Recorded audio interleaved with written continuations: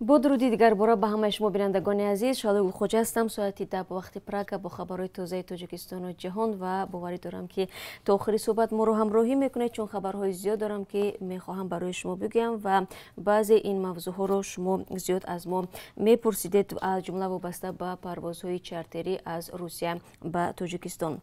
دوستان عزیز، صبح امروز وزارت کار خارجه تاجیکستان نقشه پروازهای چارتری را از روسیه به تاجیکستان نشر نمود. طبق جدول ترتیب شده از امروز 9 اکتبر تا 31 اکتبر شهروندان توسط بیش از 100 پرواز غیر نقشه‌ای از شهرهای مسکو و نوسیبیرسک، سورگوت و سنت پترزبورگ، اوفا و کراسنویارسک به دوشنبه انتقال داده خواهند شد. این پروازها را شرکت سومون ایر عملی میکند.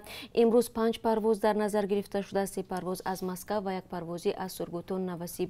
همچنین در روزهای استراحتی 10 و 11 اکتبر 9 پرواز از مسکو، سنت پترزبورگ، یکاترینبورگ و اوفا راه اندازی گردیده است.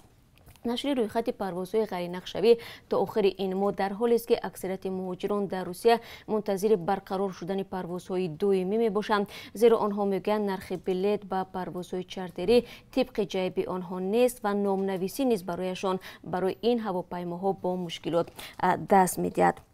و وزارت کار خارجه تاجیکستان همچنین میگوید برای بازگردانیدن شهروندان از جمهوری قزاقستان تا آخر همین ماه 3 پرواز چارتری صورت خواهد گرفت. شرکت سومون ایر روز 12، 19 و 27 اکتبر طریق خطسیر دوشنبه الماتو دوشنبه داوطلبان سفر را انتقال میدهد. برای مسافران داشتن معلوماتنامه کووید 19 حتمی است. کمیته ҳолатҳои фавқулоддаи тоҷикистон бо такя ба маълумоти маркази обу ҳавошиносии сокинонро аз ҳавои сард ва шамолҳои сахт дар чанд рӯзи оянда ҳушдор медиҳад.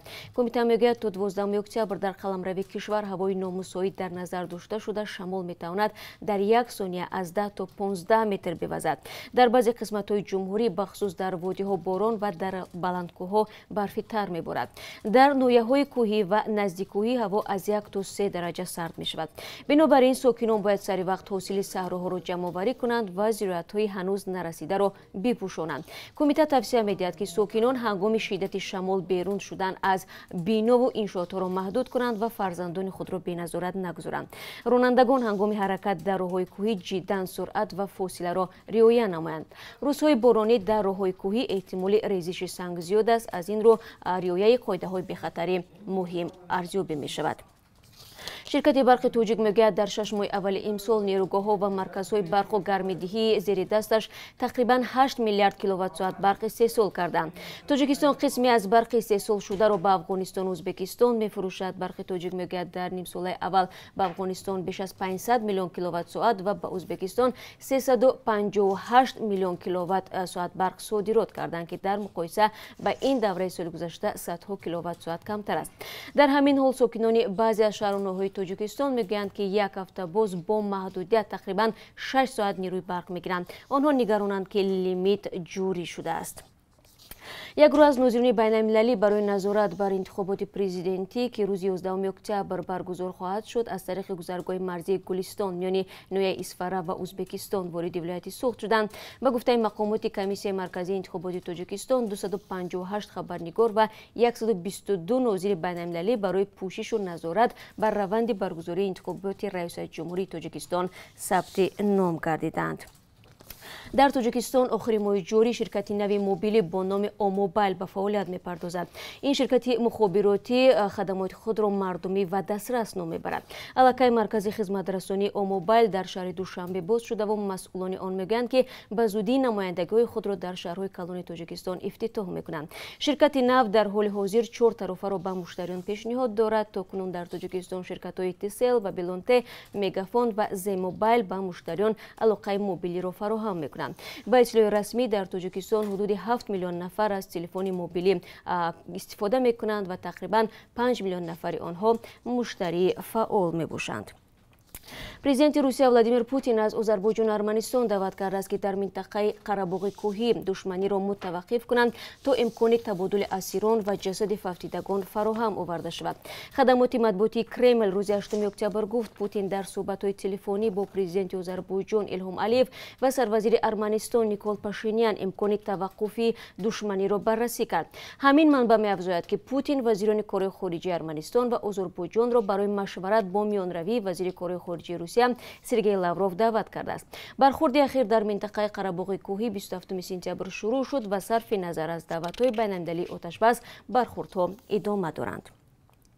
мақомоти Тоҷикистон гуфтанд ба далели афзоиши сатҳиёби рудхонаи Ёхсу ва таҳдиди зери об мондани минтақаи озоди иқтисодии Кӯлоб бо тасмими ҳукумат ва маҷлиси намояндагон таҷҳизоти он ба макони дигар кӯчонида мешавад.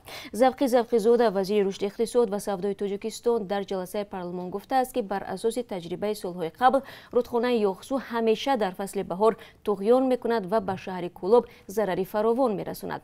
Ба ин манзур аз ҳисоби ҷамоати деҳоти зиракӣ дар атрофи Кӯлоб ихтисоси ҳудуди 309 гектар замин барои таъсиси минтақаи нави озоди иқтисодии Кӯлоб барномарезӣ шудааст. ҳамчунин тасмим гирифта шуд ки ба кишоварзон аз минтақаи дигаре замини мавриди ниёзи онон вогузор гардад.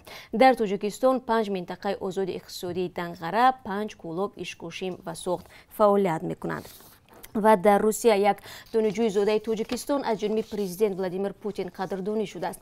Президенти Русия ба Азизхон Мавлоназаров, донишҷӯи соли 3-уми донишгоҳи давлатии Волгоград, барои фаъолиятҳои волонтёрӣ дар давраи пандемияи коронавирус ифтихорнома ва медал тақдим кардааст. волидони ин ҷавон дар суҳбат бо хабаргузориҳо гуфтанд ки Азизхон дар рӯзҳои пандемия ба мардуми муҳтоҷ кӯмак расонида ба хонаҳои онҳо дору ва маводи ғизоӣ мебурд. бояд гуфт то имрӯз дар Русия беш аз 250 000 нафар ба коронавирус мубтало шуданд. ин ҳукумат гузориш медиҳад ки дирӯз барои аввалин бор беш аз 5 миллион нафарро дар Русия аз озмоиши коронавирус гузаронданд. хуб, бинандагони азиз, сипос мегӯям ки то охири суҳбат моро ҳамроҳӣ кардед. умедворам тавонистед ба саволҳои худатон посух бигиред ва ман дар охири суҳбат бори дигар барои шумо ёдоварӣ мекунам ки ҳамаи шуморо мо рӯзи якшанбе яъни 11 октябр дар 3 барномаи хоси интихоботӣ ки дар пахши мустақим тақдими шумо мешавад мунтазир хоҳем буд ва ҳамзамон умедвори он ҳастем ки шумо бо мо ҳамкорӣ мекунед ва агар аз лаҳзаҳои ҷолиби интихобот шумо наворо аксам ба мо бифиристед сипосгузор мешавем. боқӣ худро эҳтиёт кунед ва ҳамкорони мо шуморо дар барномаи хабари 3 соат пас мунтазиранд. рӯзи хуб дошта бошед.